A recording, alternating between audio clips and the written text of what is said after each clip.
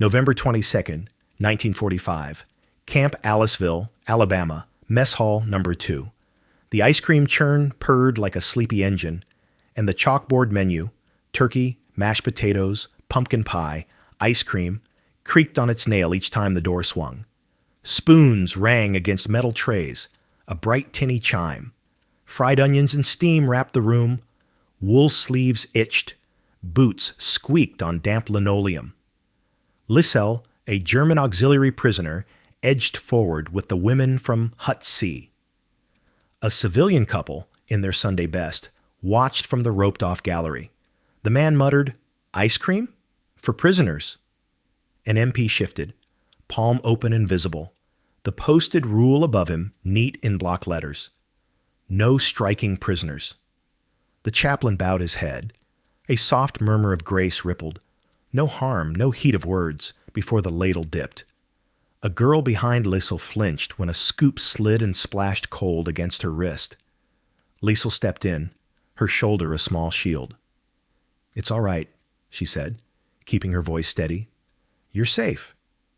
If stories like this matter to you, consider subscribing and tell me which country you're watching from." 6 weeks earlier, Camp Aliceville, Alabama. Liesel learned the camp by listening. Before dawn, rails clacked somewhere beyond the pines. Nearer, a mop bucket sighed across the corridor, and the first spoons answered the mess corporal's bark with bright little chimes. She pressed her fingers to the seam of her sleeve to settle the itch of coarse wool and let the rhythm map the place. Wake, roll, wash, line, eat. Someone had written the day's plan in chalk on a board near the door. She could not stop reading it, though the words were simple and repeated. Breakfast oats, work details, library open, lights out. The chalk's dust lay like frost along the frame. In Hut C, they traded small mercies: thread, aspirin, a square of soap, and bigger silences. The youngest, Marga, swallowed her questions. Liesel pretended she had answers. When the line formed outside Mess Hall Number 2, a door lifted on its hinges with a breathy hinge whine, and the smell of floor cleaner and boiled oats rose together, strange and clean. They shuffled forward. Above the serving window, a rule in tidy capitals faced them: no striking prisoners. It did not promise love, only the absence of one kind of harm. The chaplain, head bowed, murmured a few words before the ladle scraped the pot. The sound made Liesel's shoulders drop half an inch. Near the back, a covered machine rested with a neat card: "Churn keep lid closed." She looked away quickly, as if she had trespassed in a private room. Machines that made sweetness belonged to other lives. She counted breaths. The mess corporal paced, catching 2 cooks on sloppy portions. "Level the scoop," he said. "Same for all." His English was slow enough to follow. Liesel found the beauty in that sentence and startled at herself. Fairness, like a straightened tray, made less noise. They ate in a hush, interrupted by the spoon's ping at each second mouthful. Marga's eyes tracked the chalkboard menu when a private updated it for lunch. Stew, bread, apples. The private underlined library 1400. After, the kitchen detail list went up. Liesel held her breath and read her number. She felt the shift, not from hunger to fullness, but from guessing to instruction. There would be rules she could keep and work she could do without hating herself. She folded the thought carefully, like a napkin no one had offered, and tucked it into her sleeve. The kitchen corporal carried his rules like a ruler, straight, unbending, and meant to be seen. He tapped the checklist with a dull knuckle. Hair covered, sleeves down, hands scrubbed to the wrists. Liesel nodded, then scrubbed again until the soap made her skin tight and bright. Bleach and onions met in the air, a sour, sweet fog that pricked her eyes. On the wall, today's chalkboard menu, oats, coffee, stew at noon, apples, received a fresh underline. The chalk made a small squeal and left dust like frost along the frame. Behind a half door, the covered machine rested with its tidy card, churn, keep lid closed. Liesel looked away quickly, as if politeness required it. Machines that made sweetness were not for morning thoughts. English? The corporal asked. A little, she said. Then listen. He showed her the portion scoop, scraping it flat on the rim. Level, not heaping, fair as fast.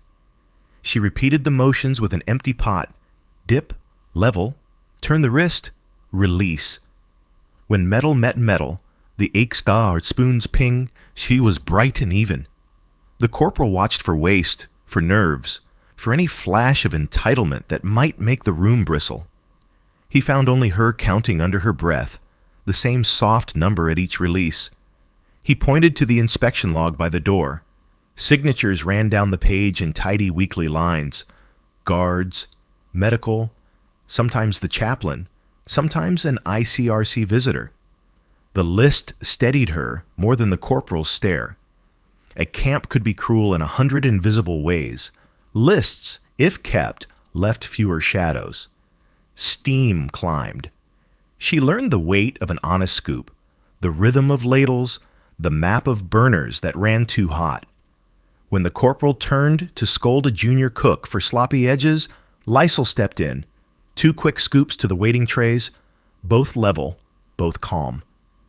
The line moved. The spoon's Wurzen chimed. No one flinched. He came back, expression unreadable.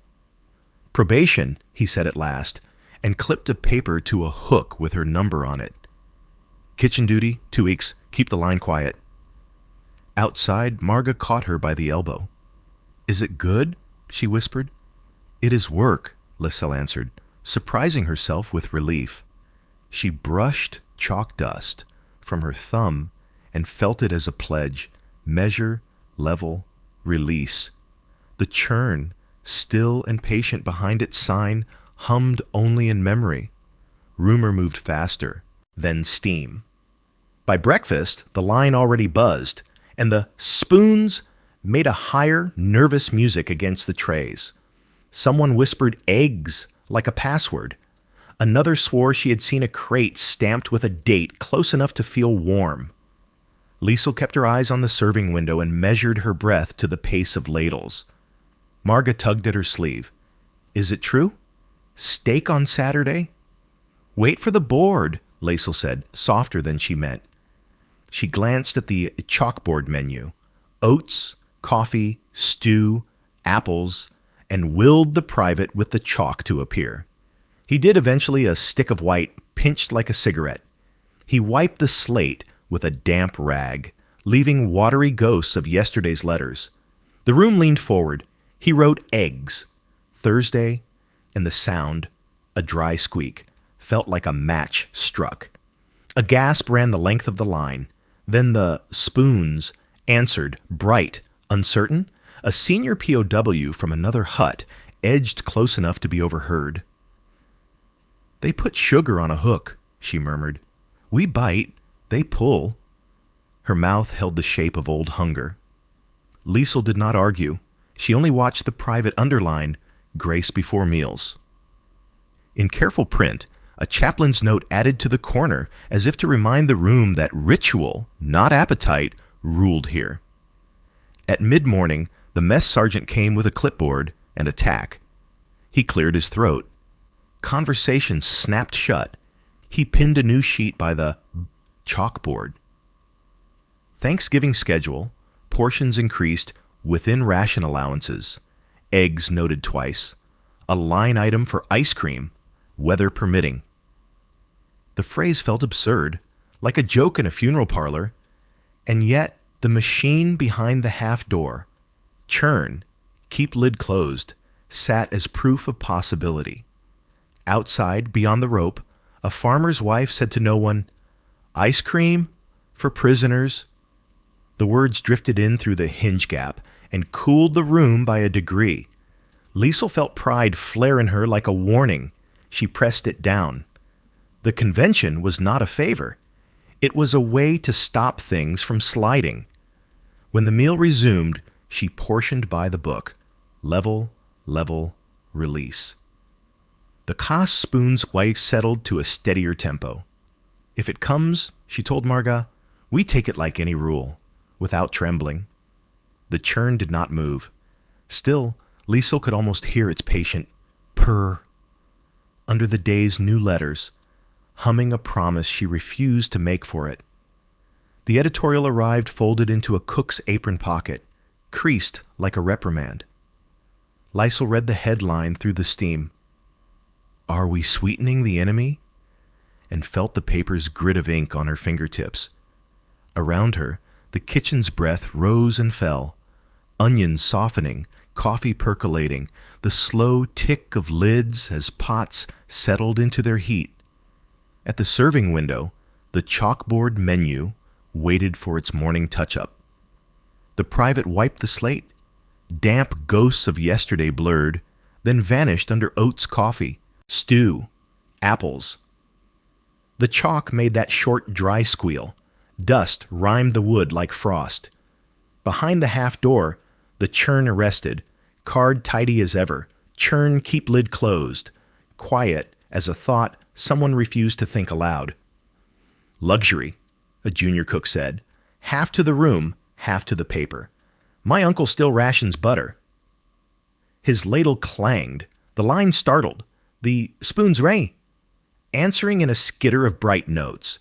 The mess hall stilled when the commander stepped in, cap tucked under his arm. He took the editorial, folded it once more, and set it beside the inspection log. We are not staging a feast, he said, voice even. We are keeping order. The convention is not kindness. It is a guardrail. He looked at the junior cook. Fair portions, quiet line, that is the work. Liesel watched the room absorb the words. The guidance felt like a straightened shelf. Nothing added, nothing theatrically removed. Inside her, something eased that was not agreement so much as recognition. A rule, named clearly. Outside, voices threaded the rope. A man said, "Ice cream for them."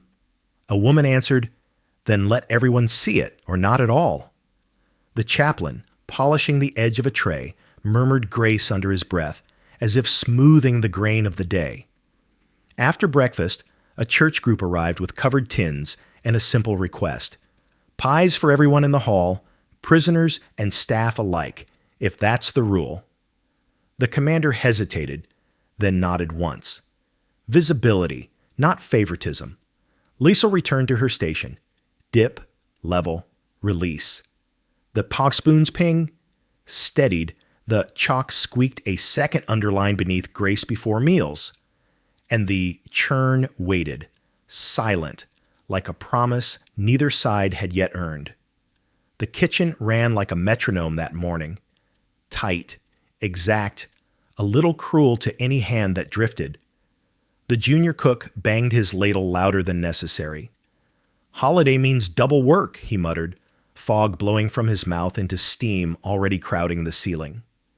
On the wall, the chalkboard menu took its daily underline. Just one dry squeak of chalk, neat and final. Behind the half door, the spore. Churn sat with its placard, lid beaded with cold. The corporal tapped his clipboard. 2-minute run, then stop. We are testing timing, not making a show. The first pass through the window broke into uneven heaps. Nerves, hurry, pride. The spoons, Nia answered in a jittering scatter of notes. Liesel felt the line tighten behind her like wire. She raised a hand to the corporal. Let me hold portion control. He hesitated, then stepped aside. Liesel took the scoop and let her knuckles find the pot's heat. Dip, level the rim, turn the wrist, release. She counted softly so only the steam heard her. 1, level, release. The spoons ping, turned even, a bright bead on each tray. Fair is fast, she echoed his training without looking up. The junior cook, still hot with grievance, slopped at the edges. You're slowing me down. I'm slowing the noise, she said, and placed 2 level portions in the time of his one correction. The line breathed, Shoulders sank a fraction. The chaplain at the corner, hands folded, murmured the shortest grace she had ever heard, just enough to sand the edge off the room. The corporal nodded at the half door. "Churn," he said. The sound began, low, patient, a purr that lived in the metal more than the air. Liesel felt the cold bite of the lid when she steadied it, the way frost stings a fingertip and then forgets it. 2 minutes. Stop. Silence reclaimed its seat. Outside, voices thickened. The MP strung a rope and planted 2 stanchions marking a gallery line. "Observation only?" he told the first, curious faces. "No contact." Their presence tilted the air a degree. Liesel kept the cadence. 1, level, release. The spoons kept time. She watched the rope settle and understood the rehearsal. Not for dessert, but for dignity. If the room could stay quiet under eyes, the day might hold. A rope and 2 stanchions split the morning like a pencil line. Civilians gathered behind it, Sunday coats, careful hats, hands tight on handbags as if the air might shift without warning. The chalkboard menu had been rewritten early. Turkey, mashed potatoes, pumpkin pie, ice cream. Each word underlined once, chalk dust pale as frost on the frame. Somewhere behind the half door, the churn began its low purr. A sound that felt more like breath than machinery. "Ice cream? For prisoners?" a man said softly, not to anyone particular. The sentence floated in, cool as shade. Marga heard it and missed a step. The line ticked forward anyway. "The spoons?" Answered the room in bright notes. Ping, ping, too clear for the thrum in Liesel's chest. An MP repeated the posted rule. "Observation only, no contact," and pointed a palm down, the gesture for quiet. The chaplain lifted his head. Grace moved across the line like a warm hand smoothing a crumpled sheet. The serving window opened.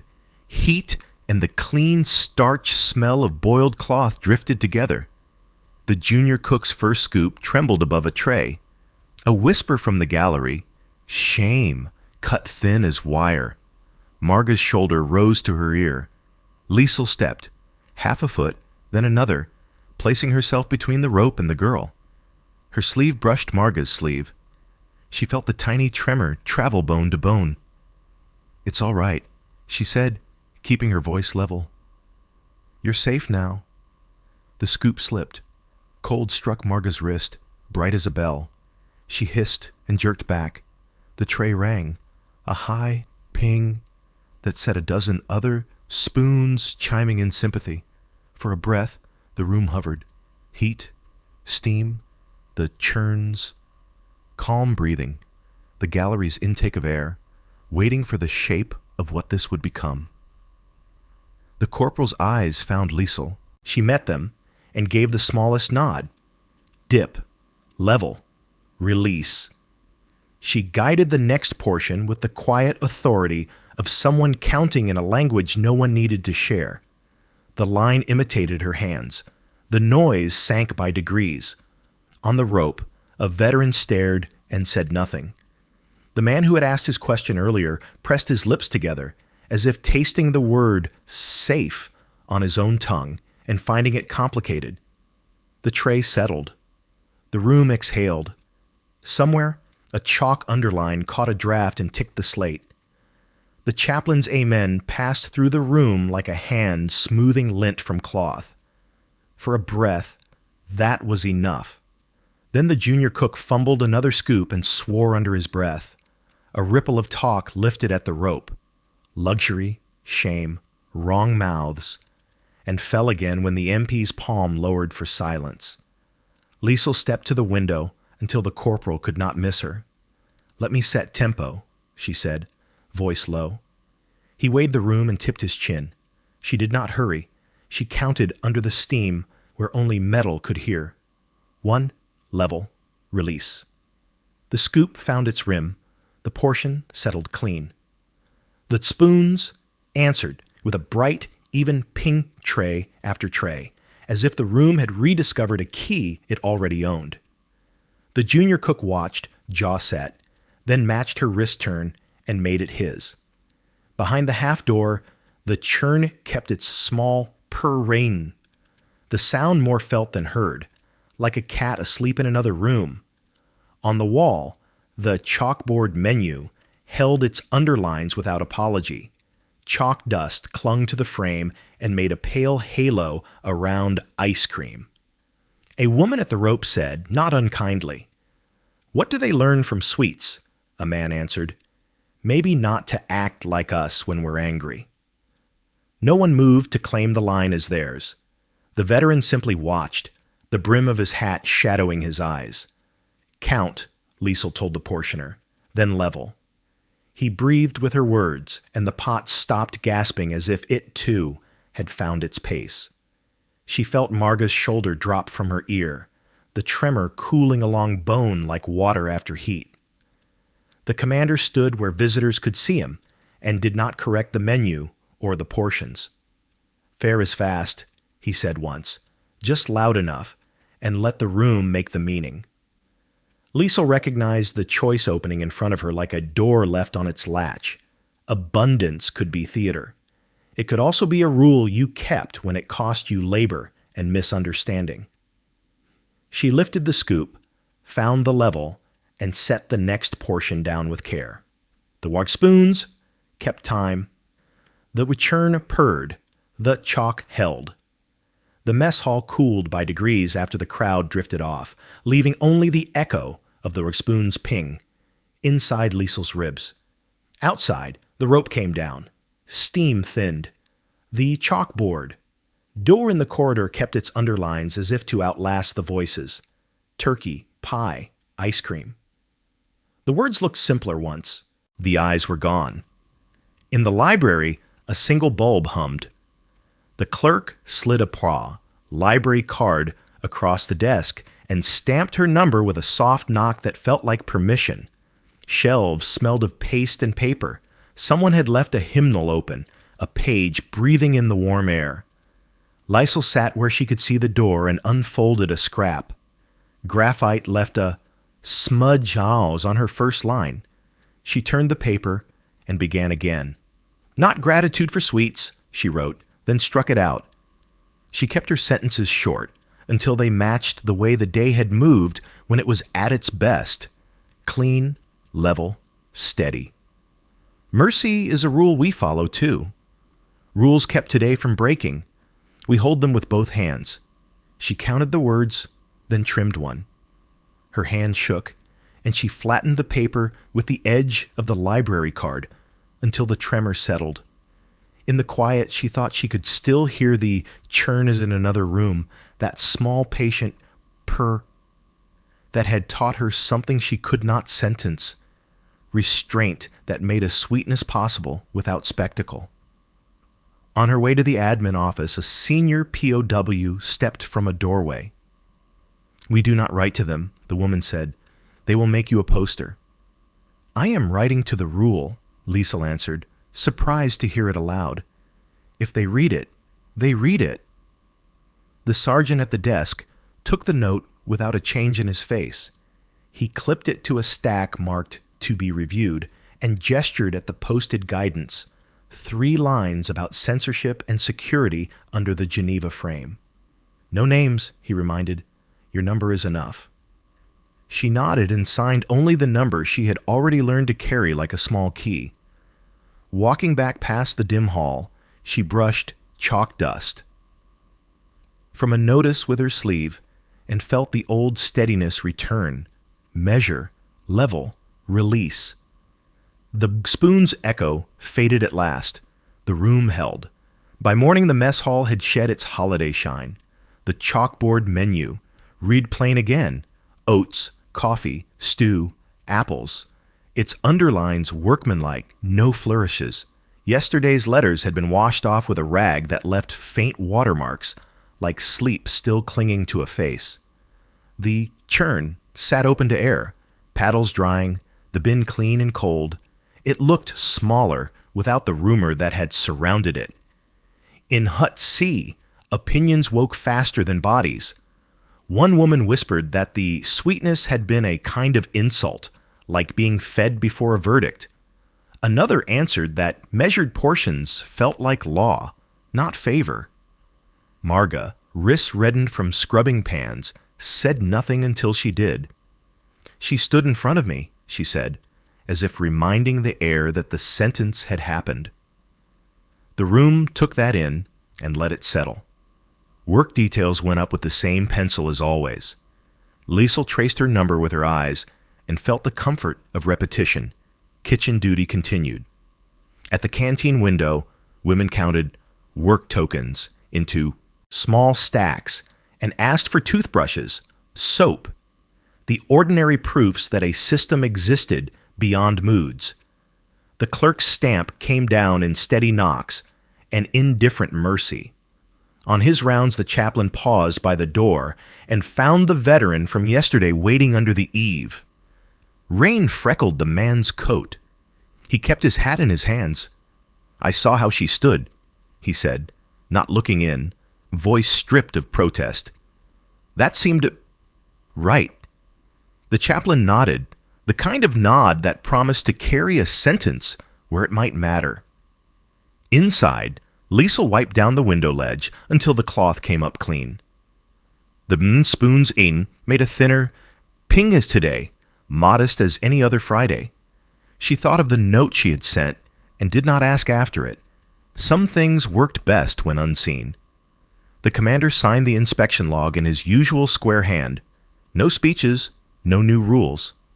"Fair is fast," he said once to the room, as if punctuation for a paragraph already written. When the lunch bell rang, Liesel took the scoop and counted dip, level, release. The churn stood silent, the chalk dried to its pale rim, and the day, relieved of spectacle, held the line. Sunday quieted the camp the way snow quiets a field without falling. Liesel woke to fewer boots and more murmurs, to the small relief of a line that did not press. On the bulletin, someone had written, "Library 1200, 1600, extended hours?" In a careful hand, underneath the chaplain had copied 2 phrases from his morning talk. Dignity by rule, rule by mercy. The words sat there like furniture, plain and meant to be used. In the kitchen, the corporal gestured to a new portioner, a girl whose fingers shook even before the ladle found heat. "Show her," he said simply. Liesel nodded and stood at the window where the room could see without watching. She placed the scoop in the girl's hand and let silence be instruction. "Count," she said at last, only loud enough for Steam to hear. "Measure, level, release." The first tray took a heaped spoon that wobbled. Liesel turned her own wrist, the movement clean as a line drawn with a ruler. The second try settled true. The spoon's ping answered, bright, singular, then steady as breath. Behind the half door, the churn now did not run, yet its small, remembered purr lived somewhere in the metal and in Liesel's hands, a patience that refused to show off. She watched the girl find the edge of the rim, flatten pride into portion, and let go. A rhythm emerged. Count, level, release. The room fell into it like a well-made chair. When the line eased, Liesel wiped the chalkboard menu, stew, bread, apples, and drew a single underline without flourish.